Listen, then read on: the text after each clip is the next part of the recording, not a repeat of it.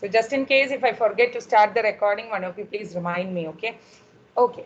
So I think by now, since you are in 7th semester, by now at least you would have heard about machine learning, or maybe you would have worked with machine learning, or at least a minimum of what machine learning means, isn't it? Can somebody say me what you understand by machine learning? And if you can mute yours, unmute yourself and say. Can you just say what you feel? Let it be wrong, it's okay. What you feel is machine learning.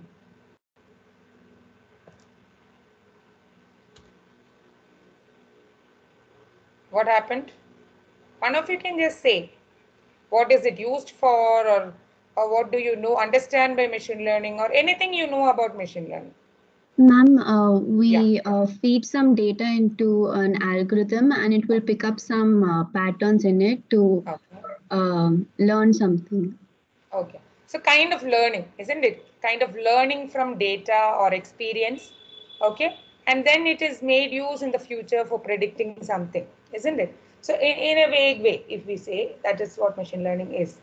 So learning is any process by which a system improves performance from experience. That's what learning is, isn't it? In our real life also. So now when it is machine learning, we are more concerned about the programs that automatically improve their performance through experience. Okay, so given some data, as she was mentioning, you're trying to learn something, and with that, you're going to predict something in future. So having some learning, you are making the machine learn with some data. Okay, so now why so much of machine learning into picture? Because huge data is, and if you actually read about machine learning now, I think you would see that all domains, if you see, not just CSE related or so, health domain or any field it be, these days we have machine learning in picture. That is because we have lot of data, okay, especially because we have internet available everywhere. So we have flood of available data, then increasing computational power, and also the algorithms are also advancing because of a lot of research going on. Okay, so because of all this, we have lot of applications for ML. Even now, if you discuss with your other department students, you would know that many of them would be doing some part of machine learning in their projects or their course, etc. That is because you're trying to apply machine learning in many of the fields. Okay, so different applications you would have seen here and there: natural language processing, then computer vision, then search engine, face recognition, all these things here and there you would have read or you have heard, etc. Okay, so these are all some machine learning. So now what is learning in our machine learning system? So learning, as we mentioned, it is improving with experience at some task. Okay, so now task, let it be T, and with respect to some performance measure, so how well it has learned, so some kind of performance measure, so let us say it is P, and based on the experience. Okay, so from the experience it has learned something, so the experience, say let us take it as E. Okay, so just some notation. Okay, don't worry much about it. I'm just covering some things, that's all. So say for example, we are talking about, say, face recognition. Okay, I think you would have read about face recognition here and there. Otherwise also, these days I think in phone, most of the phones, when you open the camera, it identifies the face, isn't it? So otherwise also, like say in your Facebook, it identifies different people. So all these face recognition, etc., is in picture now. So it is very simple now. Now, like say, for example, few years ago, say around 20, 25 years ago, so then people, the researchers were trying to recognize the face. So face recognition was tried by writing programs. They were trying to build relationships between, say, different features like, say, nose, eyes, etc., and try to predict whether it's a face or not. I mean, a face is present in the image or not, something of that sort. But though a lot of research was done and a lot of programming was done, it was not up to the mark, like the performance, okay, because it was not, the system was not able to identify it well. So slowly this machine learning, I mean the image processing team, slowly started taking this machine learning also into picture, where here what they do is you feed, let's say, for example, some images. So where you have a face, or say you can say it is a face, it is not a face. Like that, say you have some 1,000 images, or say 2,000 images, some n number of images. Okay, where you have images where you can say it is a face, or you can say it is not a face. So from this, you are trying to make the system or your algorithm or your model learn something from these data. Like say if I say 2,000 data, it learns from this data and try to predict when you see a new image. Okay, so but you are not trying to explicitly give some programming telling that between these features you should have this particular relationship and all. No, but of course our algorithms are human designed. So we have, say, if you have heard of algorithms, that is anyway written by us. But exactly, we are not explicitly programming it how to learn, but we are making the model learn it, or the system learn on its own from the images. So it learns certain characteristics, and then when a new image is given, it is able to identify whether it's a face or not. And a lot of performance improvements was there in that. And now if you see, it's performing good, isn't it? It is able to identify a face correctly. So that is how slowly machine learning has come into different domains. So this is just one example. We can speak for hours for different examples. Similarly, say for example, I can say an example of, say, temperature of this room. Okay, so now maybe I have data of some past 30 days, or say 3 months, the room temperature of this room, and say some other factors of this room. Now I can predict, if I have a machine learning model, I can predict with some amount of accuracy, I can predict that what would be the temperature in this room tomorrow. Okay, but actually you're not seeing tomorrow's data, in the sense we don't have an exact data like that previously, but learning different cases, it is able to generalize some things. Okay, say past 100 days or so, we are analyze, the data is given to the model or system, and then it learns and build a model. So what happens is, when a new data arrives, it is able to predict the temperature. Okay, so those things, it's kind of generalization. So these are all into picture when we talk about machine learning. Okay, so that can be one example. So similarly, we have so many, like say for example, product recommendations. I think we will be using it very frequently in Amazon and all that. So different kinds of recommendations, like say for example, based on our previous search, uh, it recommends products. Okay, or it can be like similar users, like say for example, when I buy something, similar users, I mean the users who bought these things have bought this also. That kind of suggestions come in your Amazon or Flipkart and other things, isn't it? So those kind of product recommendations also we get very frequently. So all these kind of things have brought in a lot of business improvement also in different companies. So that is why machine learning is coming into picture in all many fields.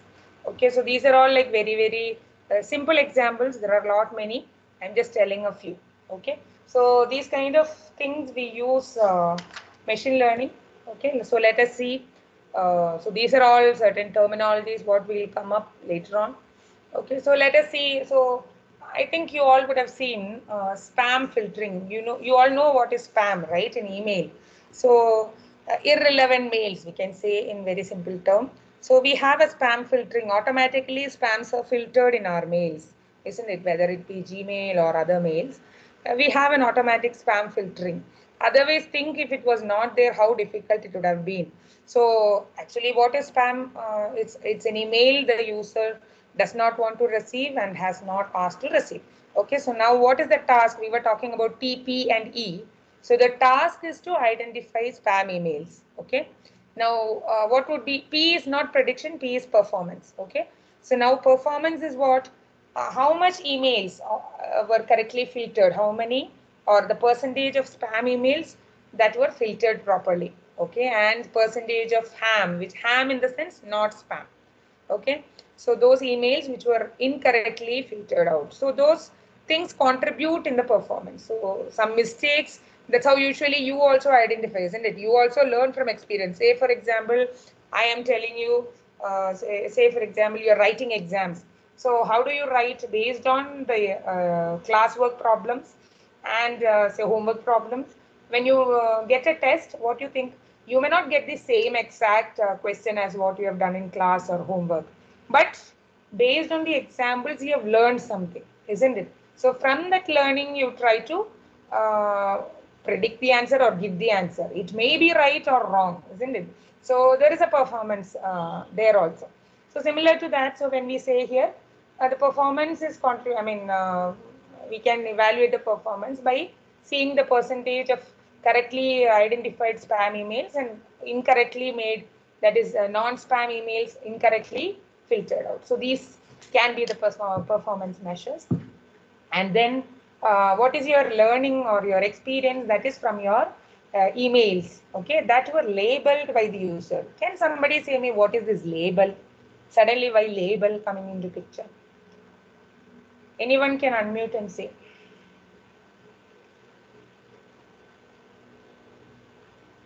If you don't respond, I may think that I'm not audible. Am I audible?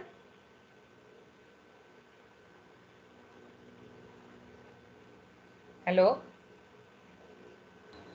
Yes. Yeah. Ma'am, you're audible. Yeah, okay. Because otherwise I may feel that I am not audible. Okay. So can somebody say me what is label? Basically, to train the machine, that experience, to give with the experience, we need data which is Okay. labeled. Basically, for this example, Yeah. certain mails should have spam Yeah. as the label, and certain mails should have not spam as the mail Yes. as the Correct. label. So, Yes, yes, good. So label in this example would be, say for example, you have 2000 emails, okay? So each email should be marked as spam or not spam, okay? So that is the label we say, okay? So so automatically it is not done, isn't it? Say, assume that we don't have a spam filtering algorithm or method. So first time when we do that, you should be actually telling the system, okay? So now you are labeling, the user is labeling, say in that 1000 or 2000, labeling in the sense we are marking whether it is spam or not spam, okay? As and when we move, you will get more clarity, but understand that you are making that that also there, like you are giving that also as a input to the model, okay? So then we are saying in 2000 mails, each mail we will be marking it as spam or ham, okay? So that is your label, okay? So the database of emails that will be labeled by the user, okay? So this is a general process. Don't worry about the terminologies and all this will be covered in the course. So I'm just introducing you to those flow, that's all. So initially from the real world, we are collecting the data, maybe through cameras. So if it's an image, through cameras, it may be through sensors, it may be from database, all that is possible. So some measuring device, so some device we might collect the data from the real world. Then we have certain pre-processing steps, okay? So don't think about, say for example, a text data or an image data directly we may not be giving to the algorithms, machine learning algorithms. We may make it to numbers or some particular image. You cannot directly, you may give it as input, but there is some algorithms which will convert it to some numerical form. So similar to that. So some kind of processing should be done. So then after that, there is something called dimensionality reduction. We'll see all that. So feature selection, if I say very simple terms, we can say that, say, we may have so many features for a particular image or a particular text or anything if you say. But then some may not be sensible. Say, for example, I take my problem is to identify whether that patient has a disease or not. Okay, say patient has cancer or not. So then maybe you're taking attributes like sex of the patient, then say the blood tests, the vitals, all these are important in this case. Whereas the address may not matter much. So sometimes, or the locality, sometimes that may also come into picture. I'm just telling, just for an example. So that may not be sensible here, so we may remove those features. So when you have address or something which is not relevant here, we may remove those. Say Aadhaar card or Aadhaar ID, etc. might not be relevant in this. So but we still have that data, but we may remove it because we are not selecting it for our machine learning model, because that may not contribute to predict whether she or he has a disease or not. So that kind of thing. So important features would be selected and such kind of things. So now after that, there is a model learning. That's where actually the model learns, okay, using different approaches or algorithms like classification, regression, clustering, etc. We'll see what each thing is, but understand that certain algorithms would be used and the learning happens. Now after which you have model testing. Though don't think of your testing like your software testing and all. It's different from that.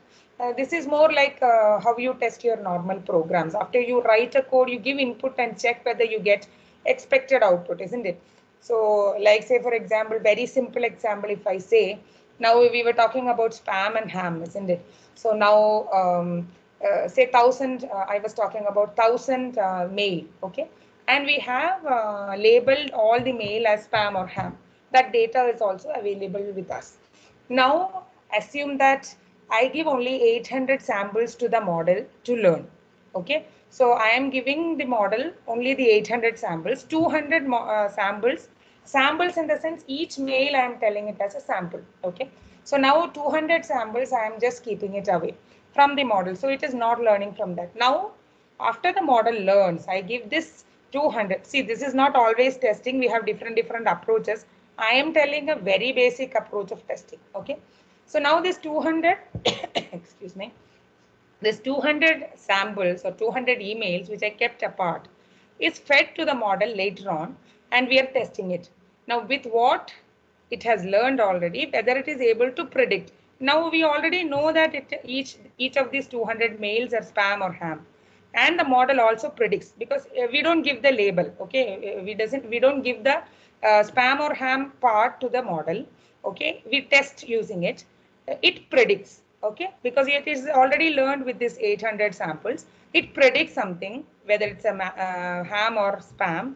Now we know actually whether it is spam or ham. Now we compare, like say for example in 200, maybe 180 it has predicted correctly and 20 has gone wrong. Now based on this we may come with the performance measures. Okay, so how good the model is and certain things like that. So that's how model testing is done. It's a very basic testing. We have different approaches in that. Okay, don't generalize everything. I am just telling some examples of each just for you to understand.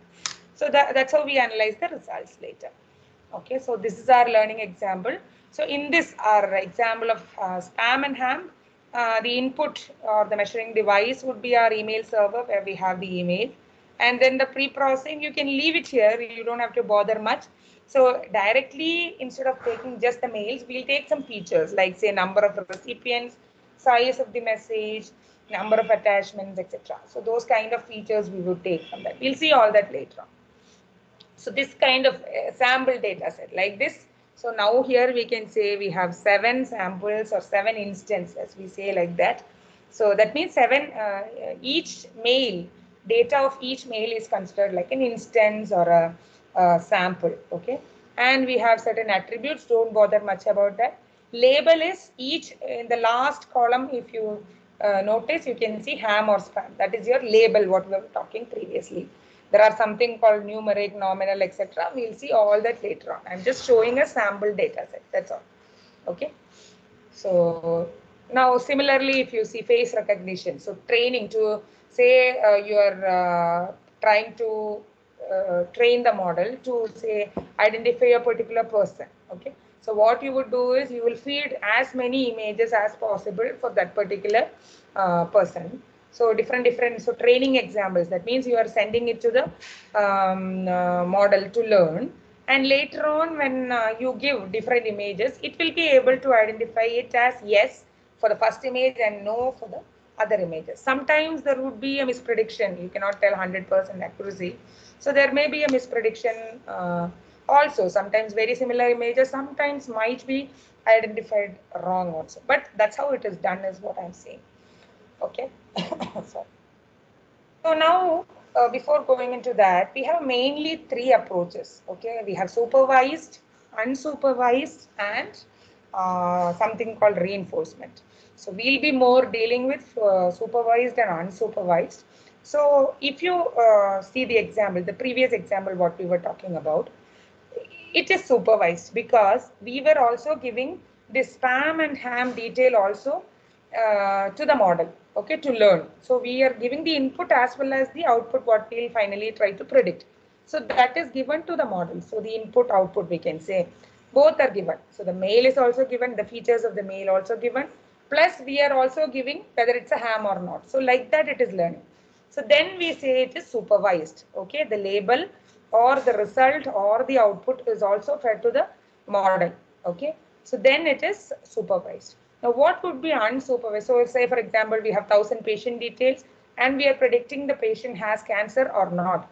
So we may, if it's a supervised learning, we will give the data with labels, which means in 1000 data, what we give, each patient, whether that patient has cancer or not cancer. So that also would be given to the model. That is also present when we give it to training.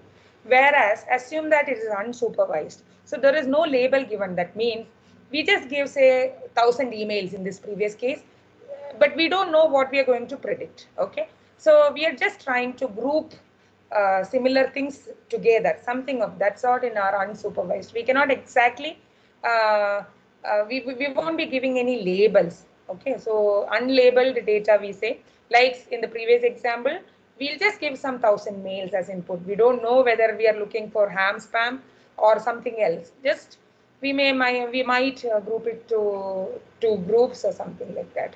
So something like that is our unsupervised approach. We don't have a label. In the case of patient details, I have 1000 patient details, but I don't know whether they have cancer or not. We don't know whether they have disease or not. I just have some 1000 patient details, like in the sense vitals and some test results, etc. So that is like a unsupervised learning because we don't have a label. Okay, so that is unsupervised. So all these will come into picture more. I'm just introducing it to you. That's all. Okay. So supervised learning. Okay. Now say if you see the notation, you can see D equal to xi yi. Okay, where I equal to 1 to n. So n is the number of training examples what we have. So when I say 1000 emails or 1000 patient details, n is 1000. Okay, so x1 y1, x2 y1, y2, etc. Where don't think x is one value. If you read that, you will know that xi is an input vector of m dimensions. Okay, it can be any dimension. So when I say I'm collecting patient details, maybe I'll have some 25-30 attributes. So that full thing is, I'm saying it as xi, and then corresponding whether the person has cancer or not is my y. Okay, so these are very basic things. Those who have already started working in machine learning might feel that it's very simple, but somehow I feel later on, once you reach towards the end of the course, I feel there are still people who don't understand these basic things. So please understand these basic things and then move on. So simply don't try to like apply some models because everything is available as a package now. So you just implement some model and then just predict something, maybe deep learning models or other models, but you don't understand what is finally your, what are you trying to do. So it should not be that way. Okay, so you are saying about say xi, yi. So xi can be vitals of the patients and ya can be our say whether he or she is having a heart attack, something of heart attack, yes or no, something of that sort. Or maybe X is an image and then Y could be whether it's a face or not, something like that. Okay, so it's like an input and output. So what are we trying to do? We have input output pairs, the data is available, and we are trying to establish some kind of relationship. Okay, we in the sense the model. Okay, the model tries to establish, our algorithm try to build a model and try to establish a relationship or a mapping between this input and output, so that what happens in future when it gets an x, a particular x, it tries to predict y with a particular accuracy or a performance. Okay, so that's what we do in supervised learning. So our yi or our label is available with us. The output is also known. Okay, so don't think, there may be some very basic doubt. You can actually ask that. Anyway, I'm just telling. So those who are not familiar with machine learning, you may feel that why am I giving input and output? Then what am I predicting? So it's not like that. To learn, we are giving input and output. Like say the previous example, what we were saying. Initially, when I give homeworks, I may give you the answer solution also, isn't it? From that we learn. Same way, the temperature of 100 days were already known to you and different parameters. So that is when you predict something new. Similarly, 1,000 mails, ham and spam is given. So we know that the model tries to learn some kind of relationship between particular, each email will be having certain features, like if you have seen the location, IP, whatever features were listed previously, those and a particular label, which is ham or output, which is ham or spam. So like this, when we give the data, it tries to build some relationship between this X and Y. So that's what is used in future when it gets a new sample, it can predict. Okay, so that is how it is. Now when we say label is present, it can be a classification. Okay, so we say it can be classification or regression, both are supervised. So what is classification? If that Y or your label or your what you say, your class or your prediction, that is a single in the sense a categoric value or a discrete value basically.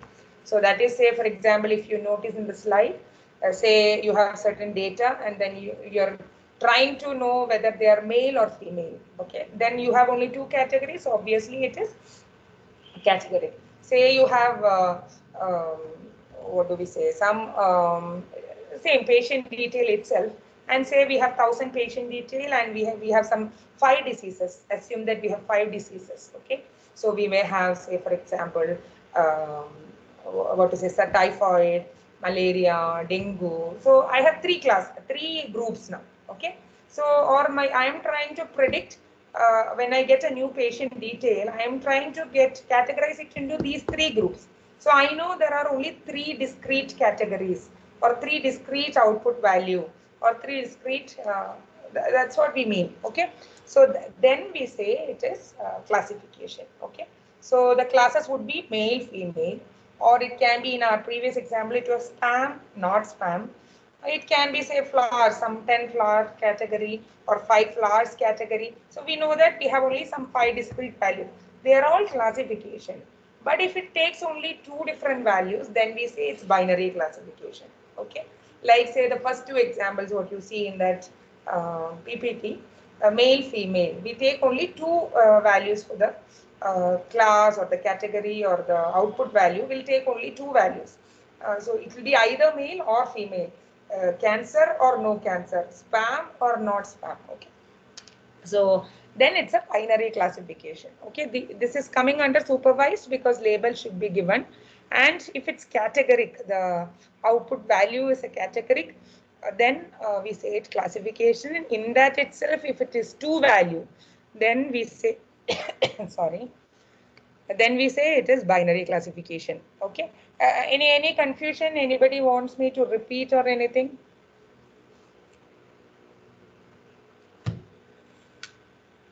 I'm audible still, right? Yeah, somebody is okay. So you're able to hear me. Okay, you wanted to ask something?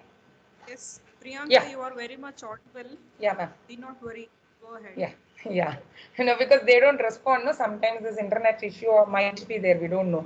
So Yes, I am here. yeah, You can. yeah. Okay. Okay. So yes, thank you. So this is the classification what we talk. See, don't worry. Even if you have little bit, if you're very new to machine learning, we still will have all these topics separately covered. I'm just introducing you to these terminologies. That's all. So now we are saying about classification. This is supervised because the label is also given when we train the model. Okay. Now in this classes also we have binary because we have only 2 discrete values. Then we say it is binary classification. Now what is regression? Okay, this is also supervised. Okay, which means we give the labels. But then think of my example, what I mentioned earlier, predicting the room temperature. Okay. So what am I predicting? I am predicting a temperature. Is it a categoric value or a discrete value, or it is a continuous value? It's a continuous value, isn't it? So temperature is not a discrete value. It can take any value. So it is a continuous value. So now my yi or our predicting way, what we are going to predict is a continuous value like a temperature. Then we say it's a regression. Okay, it is still supervised. Don't get confused on that. Sorry. Okay, or some price, a share price, or say a price of particular land, all that continuous value. If you're going to predict something which is continuous value, but still we have the labels available, then it is under supervised, but we tell it as regression, not classification. Okay, so I assume that the same temperature prediction. Okay, we are trying to predict the temperature of the room. Okay, if my problem is predicting the temperature of the room, okay, then it is regression, because our predicting what we are going to predict, our variable or your yi or your output variable is a continuous variable. Now suppose I modify my problem as I'm just interested in knowing whether my temperature of this room is above say 35 degree or say below 35 degree, something like that. So, so then what happens? Can I still say my prediction would be just below 30, above 30? Can it be still regression, or is it a classification problem? Can somebody say me? Just guess, it's okay. Let it be wrong.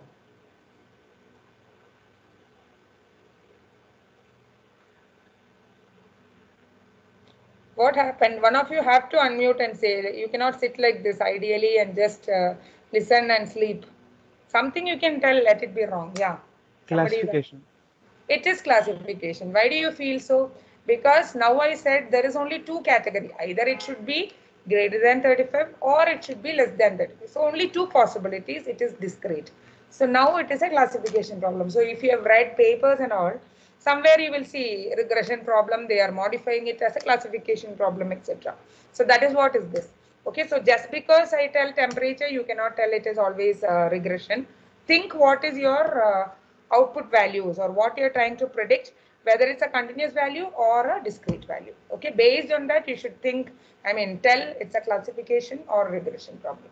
Okay, so both classification and regression comes under supervised. Okay, so now let us see some examples or applications of supervised.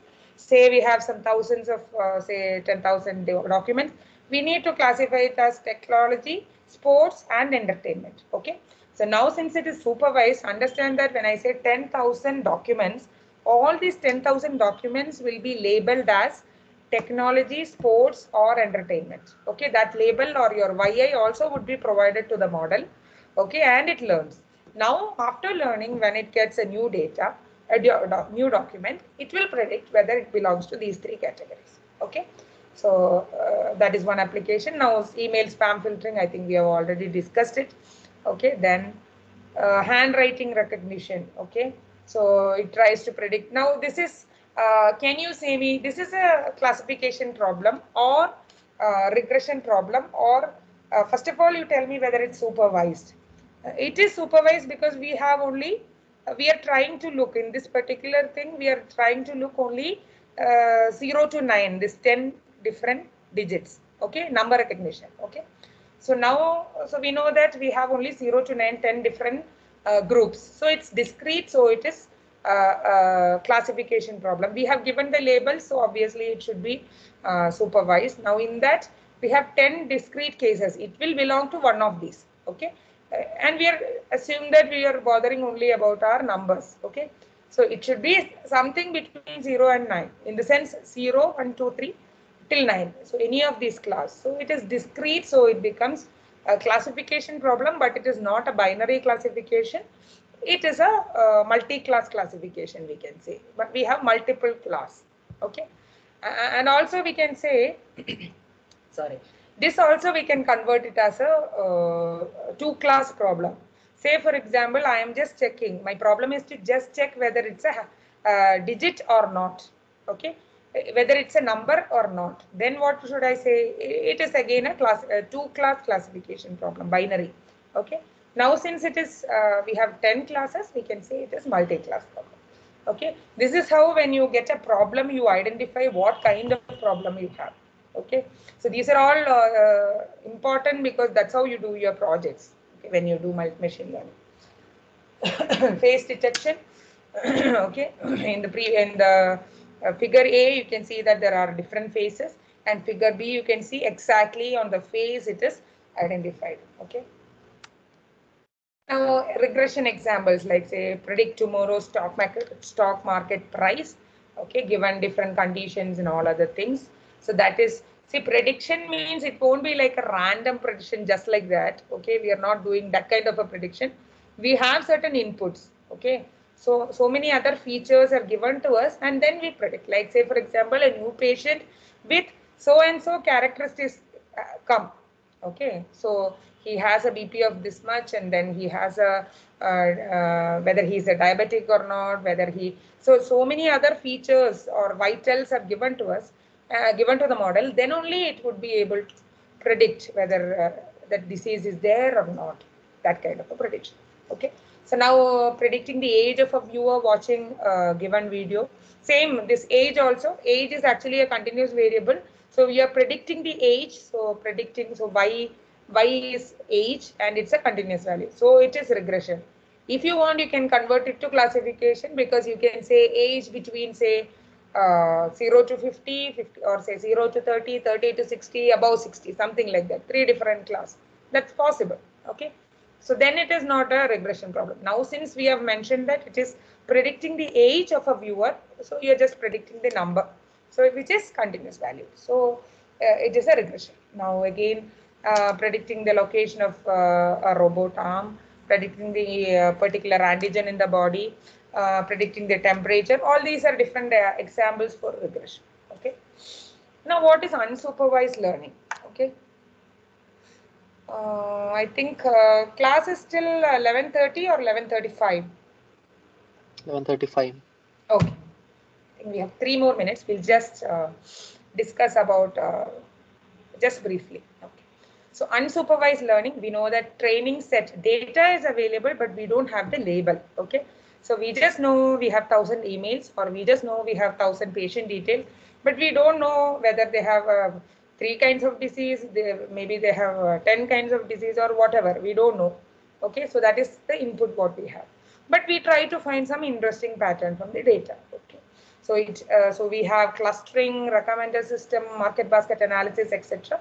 So what is this clustering? So similar to this classification is clustering also, but in classification we have the labels. We exactly know we have 3 different classes or we have 5 different classes. Whereas here we don't know how many classes. So we make some assumptions. Say or say examples, or for example, we might I have say 1,000 emails. I am categorizing it into 3 groups. I assume that. Okay. So I try to group them into 3. So similar objects will get grouped into similar same group. Okay. So I might try it with 5 groups, or I may try it with 2 groups. Okay. So based on the domain and what problem you are trying to address, we may decide number of groups. So in this example, if you see, we have grouped.